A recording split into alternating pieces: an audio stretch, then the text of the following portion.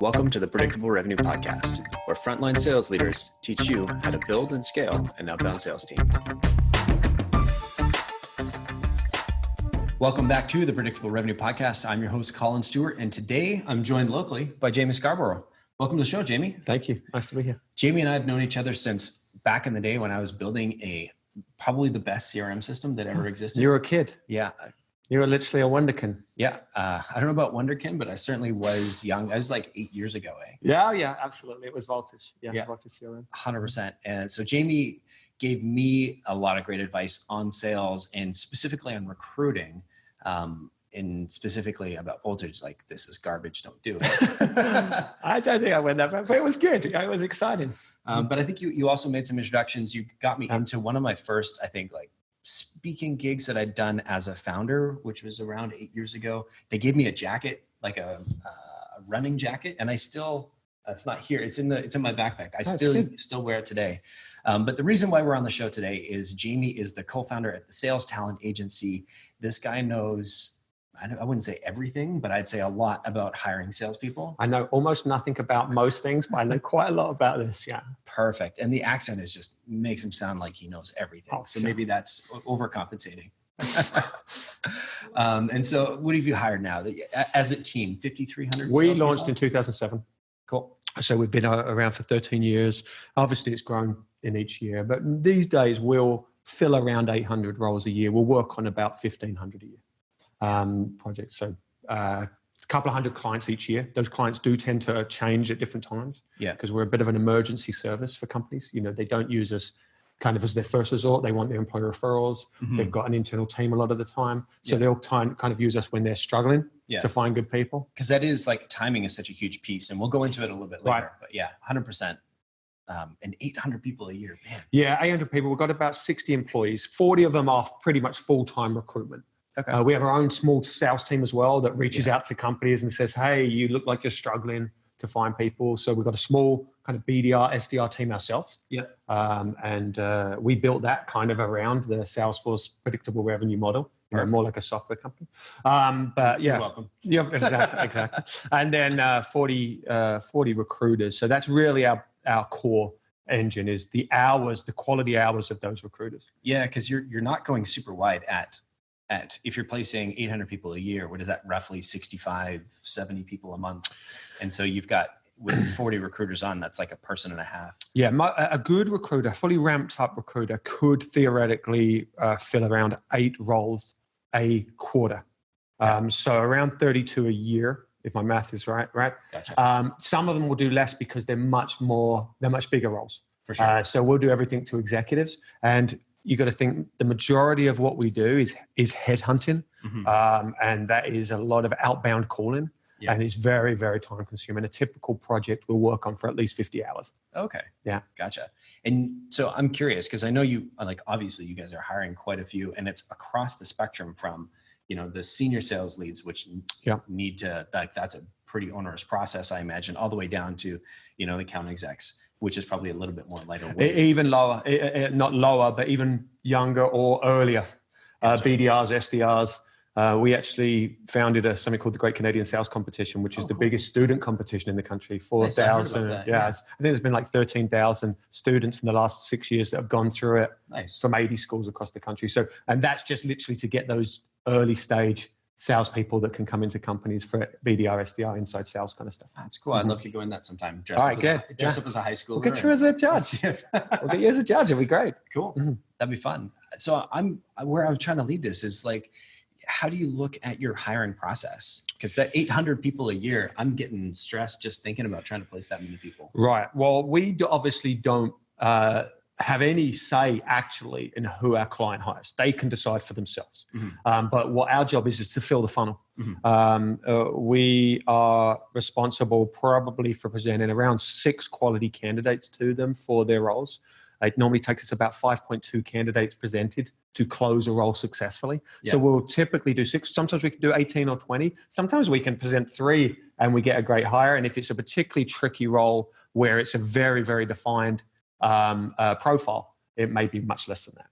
But what we do is we utilize a system called DNA Pro that we developed ourselves, which is just a framework. It's kind of a language that we use to talk about salespeople, to talk about the talent that they have, that everyone hopefully has some of, from whether they're 17 coming into it or 70 leaving it. Yeah. But also the experience they have, so that how job ready are they, and how much of a risk are you taking on as an employer when you have that person? So obviously our clients don't really want to see thousands of candidates from us. They want to see the very best. And so we use this framework to kind of identify that before they ever get to our client. I'd love to talk a little bit about risk. As somebody I coach a lot of entrepreneurs, and specifically like founder CEOs that are making their, sort of first steps from founder-led selling into building their first sales team. I think this is one of the things that a lot of those early sales leaders miss, is the idea of the risk of not making the right hire or the risk of making the wrong hire. I wonder if you could talk about that a little bit. Well, it's really interesting, especially for early stage companies. We work with the biggest companies, but we also work with tons of really small companies that have very big growth plans. They tend to be well funded. And so venture capital has asked us to come in and support their growth. But the most risk they take is actually that early stage, because they don't know what they're looking for. Even if their leader has come from some really strong background, let's say their leader came from Salesforce, and so they've got a great career, but Salesforce really knows what they're looking for. They really know how to onboard people. They really know how to keep them longer term.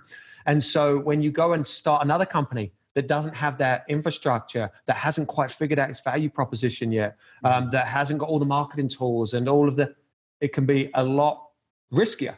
And so a huge amount of turnover comes in those early stage companies, whether they choose the right person or not. And so what our job is to try and help them again. Instead of making 9 mistakes out of 10, is to make 2. That's fair. Because talk to me about the downside of making either the wrong hire or not making a hire at all. Well, obviously no one wants to hire. That doesn't make sense. Like, you're not looking to spend money as a leader of a business. You're looking to create revenue, and you're going to make some hires to either directly create revenue or to create opportunities, efficiencies to create revenue. So everything you do when you're making that decision, or when you're making even the idea to hire, is kind of figuring out, how is this going to work? How is this going to make us money? And so what we try and do is help a company understand not just what is the hire they're trying to make, but what is the problem that they're trying to solve, and how can we align a human person to solve that specific problem. Yeah, because if you're thinking about, from my experience, we've gone through a couple of sales leaders on my side, and every time we sort of do a reset there, it's not just a loss of the individual and the time that you've taken from them, where they could have been developing their career elsewhere and somewhere that was going to be a great fit for them long term. But I look at the cost of the business of not what is that lost revenue? Well, it's lost revenue, obviously. I mean, there's a million articles out there that say how much money you lose, and a huge amount of it depends on what you're committing to it, what the salary is, what the sales cycle is. Do they build the funnel at all? You could be selling steak knives door to door and get a return on investment in 3 months. But if you're doing an enterprise sales role where it's $1 million software solution, that's a 3-year sales cycle, obviously someone's going to need to be there for a long time, and you're putting a lot of dough down first. So there's opportunity cost, there's revenue cost, there's your own personal time. But I think what most people miss is, and this is what we do for our own organization, is recognize how it impacts your culture when you have high turnover, and specifically turnover that is negative. Someone has failed. They don't often think of themselves as being the failure. They often think of you as being the failure, and they're pretty vocal about that. One of the most modern things candidates look at is Glassdoor, and you'll see Glassdoor will have a lot of the worst scenarios from a person. So you're making hires that aren't just, hey, I can turn and burn this person. Maybe they work, maybe they don't. There's a lot of layers to making that mistake. And if you're lucky as a leader, you're going to make lots of mistakes. And that's if you're lucky, because that means you've hired lots and lots of people. There is no good leader that I've ever seen that hasn't made mistakes. I've certainly made a bunch myself. The goal is not to be so risk averse that you aren't prepared to make a mistake, but it's just to understand what mistake you're making, to try and figure out what is a higher probability hire. You still don't know for sure it'll work. True. Right. Because there really can be no way of just when you're trying to book a meeting and knowing if this customer or this prospect is going to go and actually buy. There's no way of telling the psychographics behind somebody, like whether or not they're going to be a great fit 3-6 months. Absolutely. And you change as a company, especially companies that are evolving. We're 13 years in and we still change every year fundamentally. You know, so the strategies we have are constantly growing because the market is changing so much as well. So the kind of profile that worked really well for us a few years ago doesn't quite work as well for us now. And so we've had to adapt and evolve. And with that comes mistakes. You know, the biggest thing I try and do is show some responsibility as a leader myself, so that if we're bringing someone into our company, I'm responsible for trying to make sure that they've got an opportunity to be successful, that they're developing the skill they need, that they've got the strategy they need. It's up to them to bring the wheel. And that is something that psychometrically you're often trying to figure out. You're not trying to figure out, are they smart? A huge amount of that you can find out in your interview. You're not even trying to figure out, you know, do you like them? You're really trying to figure out, are they going to put a lot of pressure on themselves? Are they going to set goals for themselves? And are they going to have the work ethic and resiliency to get to those goals? And so, yeah, absolutely. That can change because they may be very goal oriented, but it doesn't mean they're going to be goal oriented for you. They may be incredibly driven, but they may not really like what you're doing that much. They may just need a job. So you've got to figure that out. Are they passionate about what you're doing? And will their will work for you? I 100% agree. I'm curious how you go about, how you think about your hiring strategy. Like, what are you trying to solve for in that process? So the first thing we try and do is look at the outcome and go, okay, what is a great hire for our client? And that sounds so obvious, but it is revenue, obviously. How are you going to get it? What kind of sales cycle is it? How complicated is the sale? What kind of person are you going to be talking to and dealing with? You know, how many deals are you going to have to close a year? Is it something that you're going to have to make 50 calls a day? Some people like that. Or is it more like 12 meetings a week? Or is it more like 3 clients a year and you're unbelievable? Very different cadence, very different kind of sales personality. All of them require a lot of effort. All of them require a good brain and a connective personality, but very different kind of sales style. And so the first thing we're trying to do is figure out that. And then we try and figure out, well, what would a good return on investment be? Is it something that if someone's there for 1.5, 1.6 months, they can be really successful? If so, you can take a little bit more risks on that talent because the average tenure of an employee now is very short. But if it is someone that you need 3 years, 4 years to get a good return on investment, you have to think very, very differently. The last part of it is that cultural contribution. Are they going to add to your culture? Are they going to help you expand and build an infrastructure? Or are they going to be very strong individually, but quite difficult to work with and to potentially be a problem for you to attract other talent? So we start there and then we say, okay, if we know what a great hire is, how do we know when we've made, like, why have we made bad hires? It's almost like you've got to reverse it. Why do you typically make bad hires? Most employers think it's because they choose incorrectly, right? If you think about all of the technologies out there, all of the different disruptive things, it's all about choosing. How do you psychometrically analyze talent? How do you look for something? The reality is that's the third reason that you've made a bad hire typically. The first reason is you didn't have good people to choose from, right? You're picking low probability candidates, but they're the best. You knew they weren't exactly what you wanted, but you needed to make a hire and you made it. If you had a better pool, you would have selected someone better. So it wasn't a choosing problem. It was a no one to choose problem. So let's drill in on that. So the first reason people make bad hires is they're top of funnel. The leads that they're picking from are not the best leads. Good candidates have choice. So what else? Well, so you start with that, right? Good candidates have choice, right? Everybody wants this kind of really enthusiastic, really likable, really smart challenger type salesperson, right? Doesn't matter if it's 1 year, 2 years, 5 years. Everyone wants it. There's thousands of those jobs on the market right now. If we put one person in front of 10 companies, they'll all put an offer out to that person. So you've got to say, well, what are we going to do to make our environment attractive to them? Okay, well, you can outbid everyone. But the reality we've found is most good salespeople do not pick a job based on the salary alone. It has to be competitive, but it can't be the only offer you have. It's got to be more than that. It's got to be, what are you selling? What does it feel like to be there? What are they going to learn? How is their career going to develop? Yeah, who am I working for? Exactly. Yeah, I mean, you could argue it's the same thing with salespeople. The best salespeople don't sell on price. The best salespeople sell on value. Right.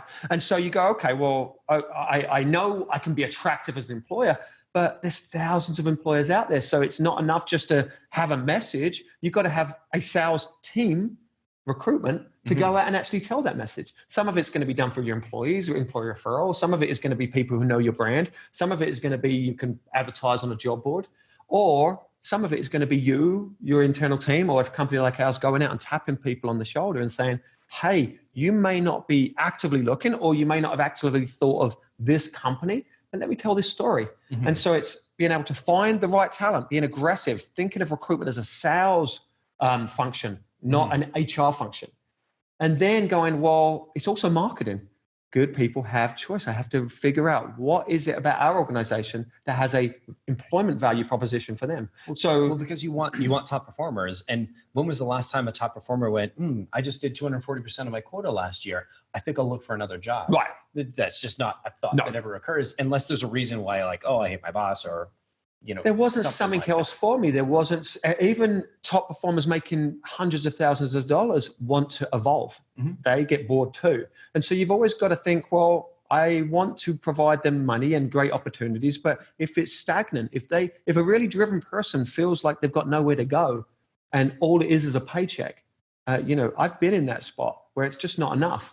So finding and attracting people is more important, is a bigger problem than choosing them. Most people can actually choose pretty well if they've got the best to choose from. The other one that is, I think, the more interesting one, and the one that's harder to explore, is how do you equip them for success? A huge amount of times we make a bad hire is us, not them. Yeah. We've actually hired reasonably good ingredients. If it was just one person who could do that job, then it's a call-in, it's not a job.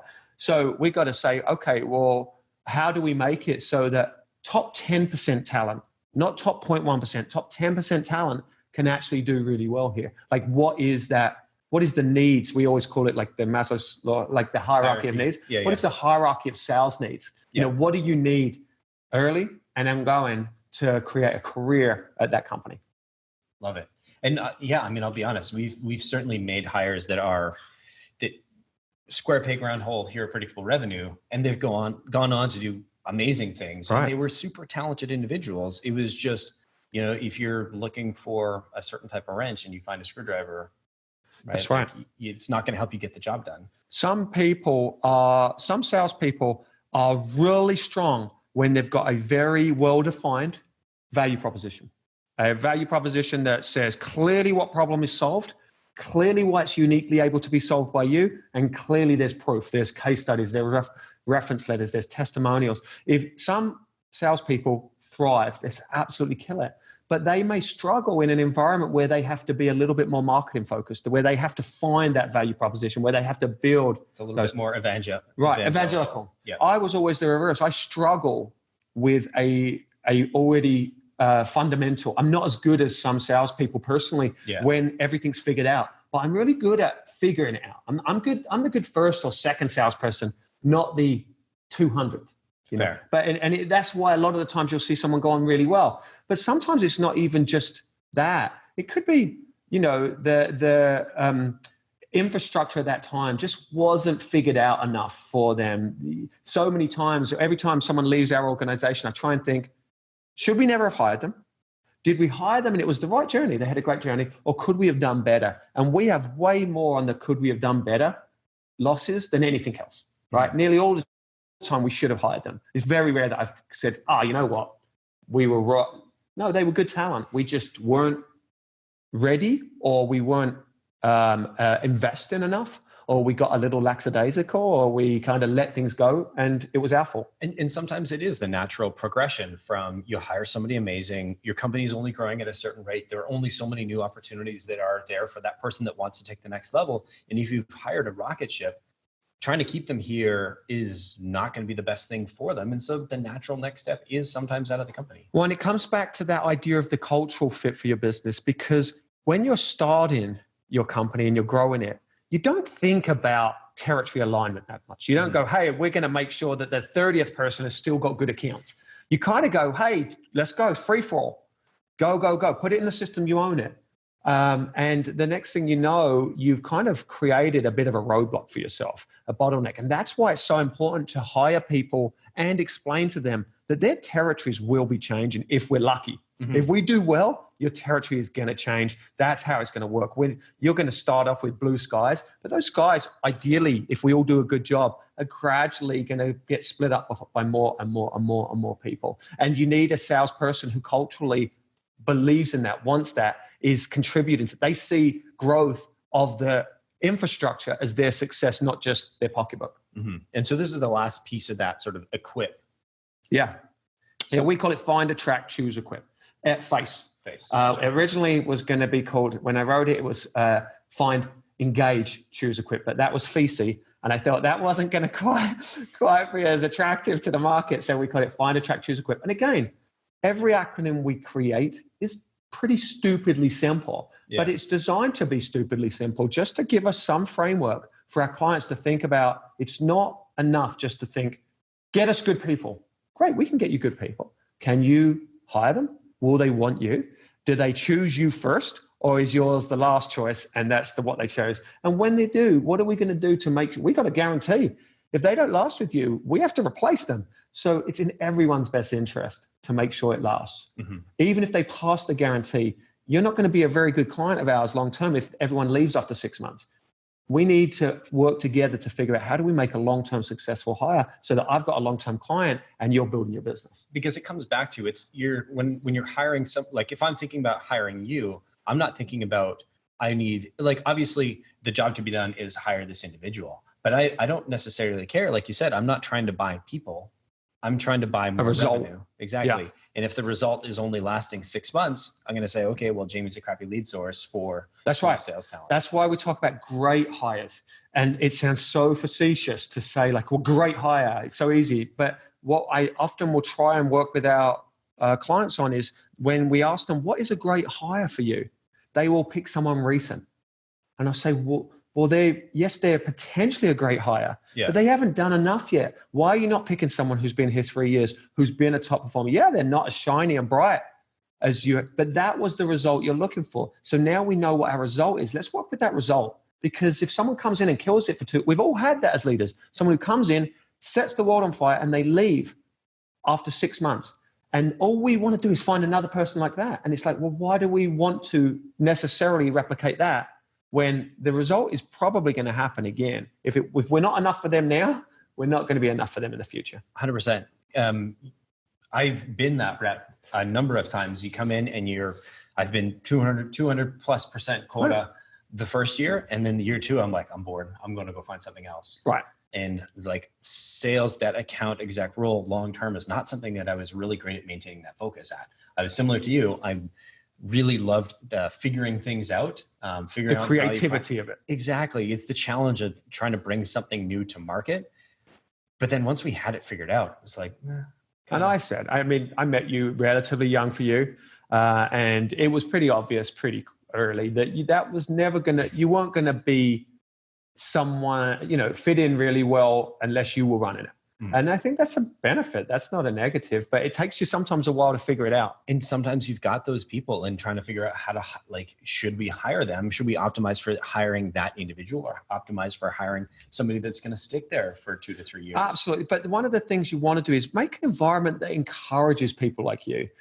Because if all you want to do is create widgets, you had someone on your last podcast or one of the last that was talking about metrics and, whether they believed it. But one thing I did agree with them on, I didn't agree with everything, but one of the things I did agree on was that you can't just hire widgets. Salespeople at their very best need to be creative. It's a really tough job to go and just dial every day or knock on every door or influence on network. It's really hard because you've got to get no a lot, and that's your job. No is your job. Yeah. That's the reason you're doing it, because if it was all yes, they wouldn't need you. Yeah, then you're an order taker. That's right. And other people couldn't do it. So when it's that kind of job, you need to feel like you've got the creativity to try something different, to be able to go around things and to outthink things. And if all someone's telling you to do is to go, here's a script And here's what you say when they say no. It's not very exciting, not very creative. And so what I try and do is create an environment for our salespeople that is creative. Let them go in different directions. Let them try different things. Let them help us build our infrastructure and build the case studies and all of that kind of stuff, because that will keep people longer who are those kind of challenger salespeople that we want, right?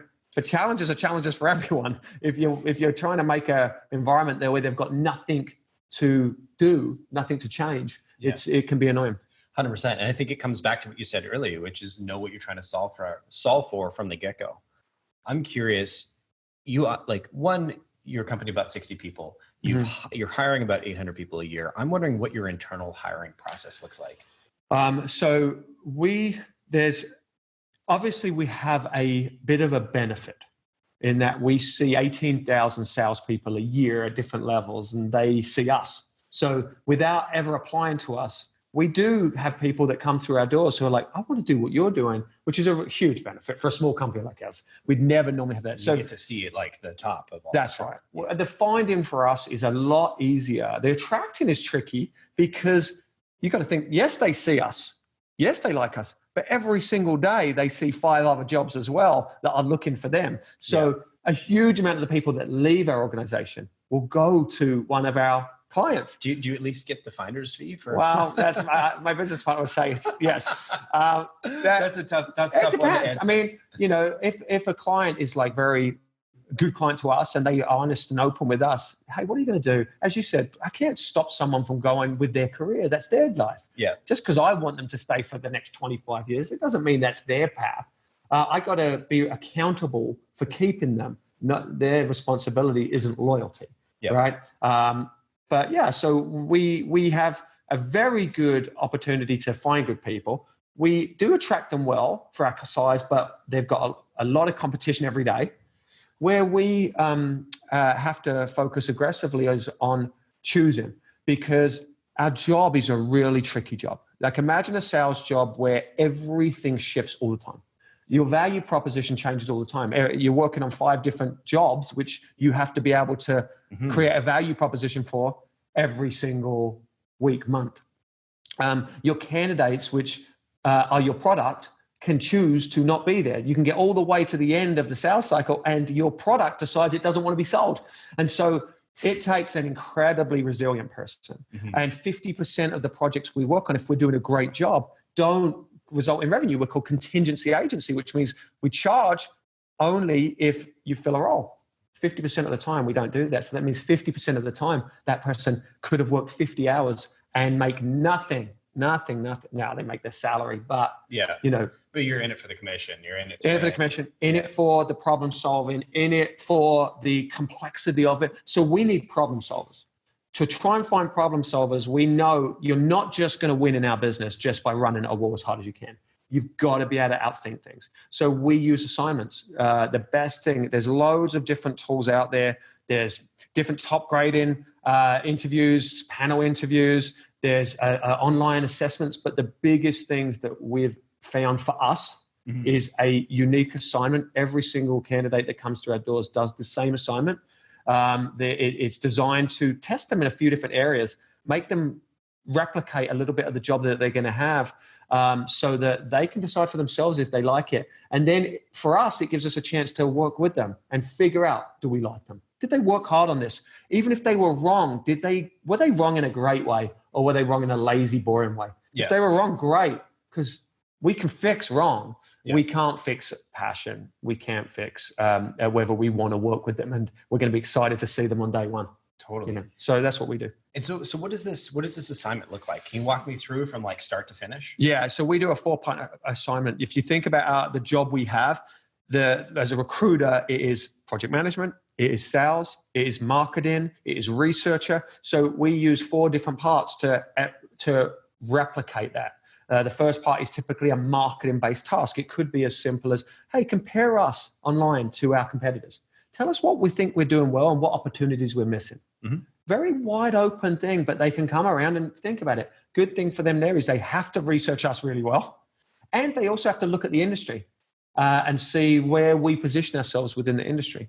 The next thing we do is more of a sales-related challenge. It's kind of like research some companies. Tell us why you chose those 5 companies. What was it about them that you thought they should be our client? Those would be the 5 that you would call the first day of work if you had the opportunity. And tell us who in that company specifically you would be calling. We're trying to get a sense of, do they understand what we do? Do they think interestingly about what kind of companies would use our services? Or are they pretty basic in their thinking? Then we say, okay, get us 4 candidates. 2 we want as rookies, and 2 we want within 5 to 7 years of experience. And I want you to tell us just on their LinkedIn profile, without meeting them, why you chose them as high potential. And what we're looking for there is for them to look for indications in someone's resume that make sense. Look for red flags. Look for questions that they would ask, whether it be a rookie or whether it be someone senior. So if it's a rookie, we're looking for someone to be thinking, hey, I want someone who's shown some kind of competitiveness, who's shown some kind of need to be around other people. And if it's more senior, we're looking for someone who's shown a good tenure, good decision-making, and has hit numbers consistently. And then the last thing we do is we go, hey, let's do a role play. They're going to have to do hundreds of calls a week, conversations a week. They need to be able to say a value proposition. So this gives me a chance to do a little elevator role play with them and get a sense of, are they going to be able to do this? Or are they going to be able to influence? If they can't, they're going to struggle. So I love this. How much of this is online versus in person? All of it's in person. So what we do is the first thing we try and do is, and I recommend this to our clients too, is remember, they've got good people of choice. So my job first in meeting is actually to sell to them. I'm not picking them yet. Obviously, they may, in the conversation, I may find that I'm not enjoying it. I don't want a next step, but I'm not purposely interviewing them. I'm telling them about our company, what our goals are, what the role is, and I'm answering their questions and seeing if I like them. If I do like them, I'm now going to do a more deep interview where I can understand their backgrounds and the decision making. And then if they like me and I like them, I'm going to give them the assignment. And so that's, you're in for the interview. I'm going to give you the assignment. That's here right now. No, they'll normally have 24 to 72 hours to complete it. Okay. It depends on their work schedule. We tend to give them a little bit of leeway because if they're working hard, if they've got stuff going on, and we always say to them, if as you're doing this, you're finding this a chore, you're not excited to do this, stop. Yeah. You won't like this job. So stop immediately. No hard feelings. We'll find you something else. Gotcha. Interesting. So you've got if I can just like place this in your process, first is your first meeting is in person. Can be in person. A lot of times it's over the phone. Okay. Just a nice little chat. Yeah. And it's me selling. Little chat, you're having a cup of tea, pinky up. Cup of tea, yeah. I'm English, remember? I could be doing a cup of tea, a scone. Mm-hmm. Yeah, okay. And so a little pre-screen on the phone, then you get them in person. Yeah, for the longer conversation. Yeah, to dig in, get permission to actually dig into their background a little bit. Look at the decisions they've made, why they've made them. Obviously, again, there's no perfect resume, and even people with perfect resumes tend to not always work out. So I'm just looking for why this is an obvious next step for them. Mm-hmm. And whether I think they can do a good job. I'm looking for like good enough in a resume. I'm like, I don't care what it fucking looks like. As long as you didn't send it to me in like some obscure format and it's like broken in there spot. Well, you're in that spot, which is a lot of entrepreneurial companies where you want to get out, you want talent more than you need a resume. Whereas if you are a company, if you're Google, you can have both. If you're us, we have to be looking for people that are like the diamond in the rough, as opposed to you're going to have a perfectly scripted resume and you're going to have this massive amount of entrepreneurial talent. That's fair. And that comes back to like everybody's a little bit different. So if I bring it back to your process, you have the phone screen, you have the first internal, and then you're really digging in. And then from there, if you're like, hey, this person is a potential go, then you give them the assignment. I like you, you like me. Yeah. Hey, do this assignment. If you do well, and doing well doesn't mean nailing it. You could go completely the wrong path. But as long as you put the effort in, as long as we want to work with you and we're like excited to spend 100 hours a year of one-on-one coaching with you, then, and we think that you got the right tools to be successful, you're going to get a job. So by that point, it's very likely they'll get a job unless they screw up. We don't want to put someone through all of that work with a high probability that it won't work. A lot of companies make a mistake with an assignment when they do it so early. And what a miserable experience it is for that candidate to come in and it be even a coin flip. A lot of times it's like a 90% chance they won't get it. Ours is, we like you enough and we think that all the indicators are there. Let's find out for sure. So how long? Because we're 3 questions here. I mean, how long do you expect them to put into this? Are we talking like a couple hours? Good 4 hours of work. And it tends to be, we don't tell them. We don't tell them how to present it. We don't tell them that they've got to use PowerPoint or anything. We just say, hey, and some people have come in and they've been super, super smart, but they've come in with a piece of paper and a bit of pen and they've done a great job, but you can tell that they're not going to work very hard. And then other people come in with really elaborate things, but they go in a really odd and boring direction, and that's not exciting. So we don't really care, but they tend to put about 4 hours in because they get interested in it. And we ask them that, was this fun? Well, of course they're going to say, yeah, it was fun. But you can tell. You can tell if they're like, what was it? What part did you spend a lot of time on? How did you come to this decision when you were choosing clients? Where did you go? And if they go, well, I asked my family, these are the 5. It's like, okay, well, that wasn't very inspired. Bye-bye. But if they're like, yeah, hey, I really looked at the fastest growing companies, and then I compared those with the companies that got the best ratings on Glassdoor, and then it's kind of good. Okay, cool. Yeah. Okay, so it's right after that first in-person meeting where you're like, you've made a decision that this is at least a 50-50 hire. We want at least. I mean, it's a 75% chance. Okay, and so you give them the assignment. They're coming back for a presentation. Like, what does that look like? They'll present it in front of a few people. Yeah. And the goal in that is not to beat them up. It's supposed to be a positive experience, but it's not supposed to be an easy experience. The goal is we're in a business where we get beaten up a lot, challenged on what we're presenting. And so we do look for obvious things to improve, ways of thinking that are different, because we want to see how are they going to take that feedback.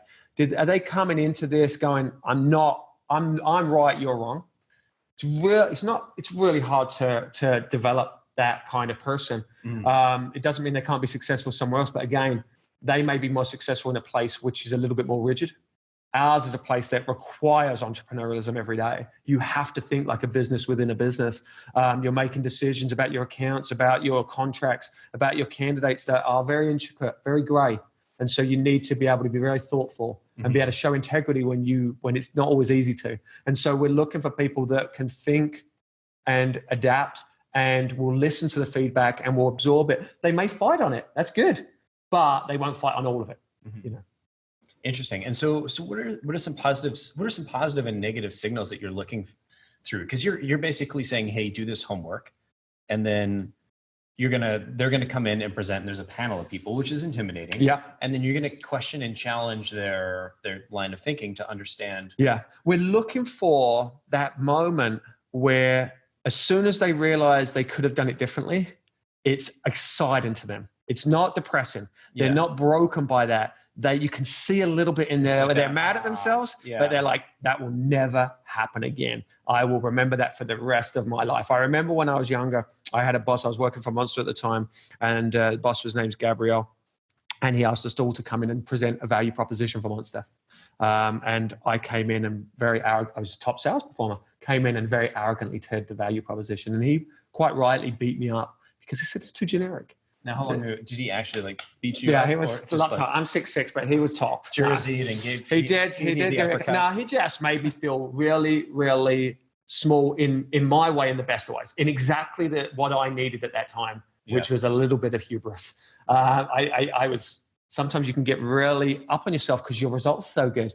But you realize in little moments like that, oh boy, I could have done a lot better. And I remember that moment for the rest of my life. And I actually hope that the people that come in and do the assignment have a great experience and have that moment, which is like, oh boy, I could have done that differently, or I would have presented that information differently, or I would have researched that more, or I didn't understand the question and I should have asked because they gave me the opportunity to, and I didn't. I thought I knew it, and now I can see that there's 2 ways to think about that. And so you're sort of looking for that reaction. They've been trying to solve a puzzle. They couldn't figure this piece out. You're trying to solve a riddle. and you give them the answer like, oh, I should have figured that out. You can see in their head that they're internalizing, going, oh boy, that they believe they should have got it.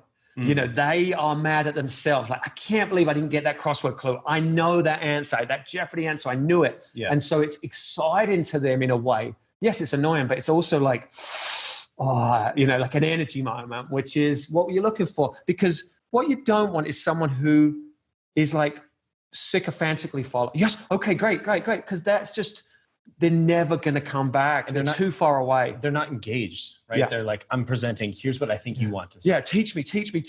Great, I want to teach you. But I need you to this is a business where you definitely need to be able to teach yourself too. Yeah, you need to have a bit of a backbone as opposed to just come in and say, I'm going to do whatever. That's right. Whatever you need. Yeah. Like, I'm going to be that person. We're looking for someone who is excited about that experience. They're coming out of it more excited about us than when they went into it. Mm-hmm. They saw it as a work, but they were excited to do that work.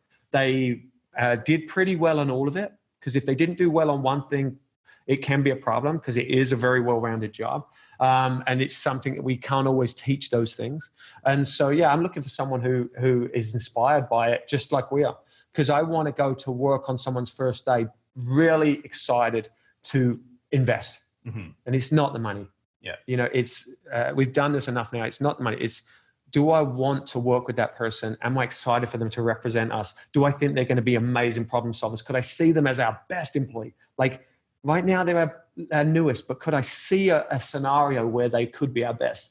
It doesn't mean they'll get there, and it doesn't mean we'll do enough to get them there. But that's what you want when you're going through that decision making. Oh, that's really interesting. Yeah, I like you can almost feel it when you're like, when they're really sunk into that process. I am curious though, as we were talking about this, are you worried that people that are interviewing for the sales talent agency are going to find this episode and now they know all the secrets?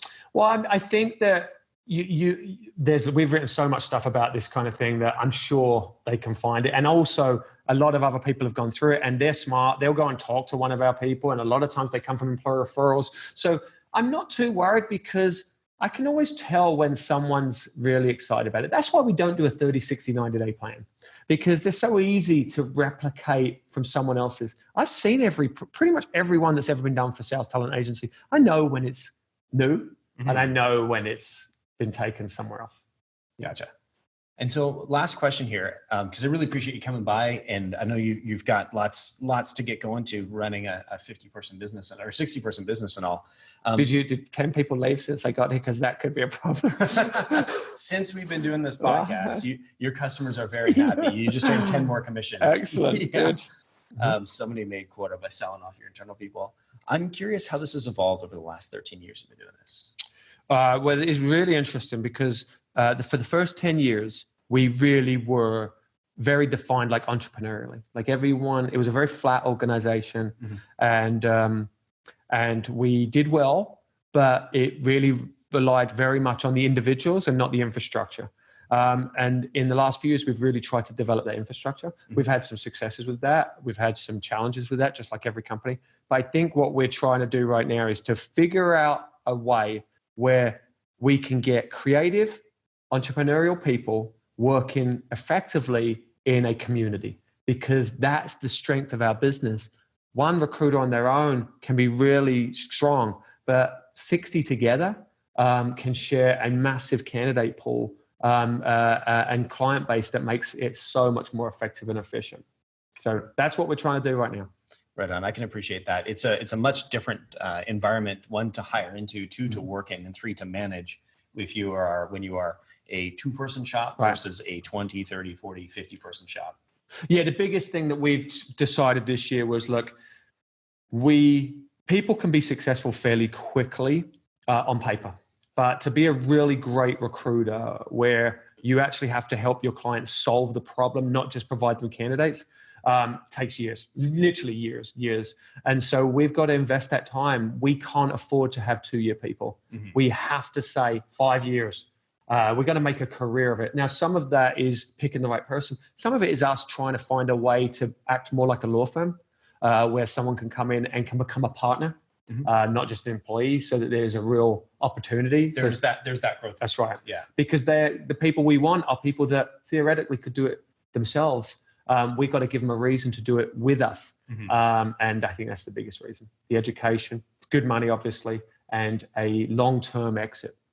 Love it. And I think I've heard of lots of friends that have gone into recruiting from sales. It is a hard job, but if you can make it, it can be exceptionally rewarding. Almost if sales is the accidental career, recruitment is the accidental career within sales. It's like everyone has tried it at some point, and it is a lot harder than it seems. You go into it thinking you're here to help people.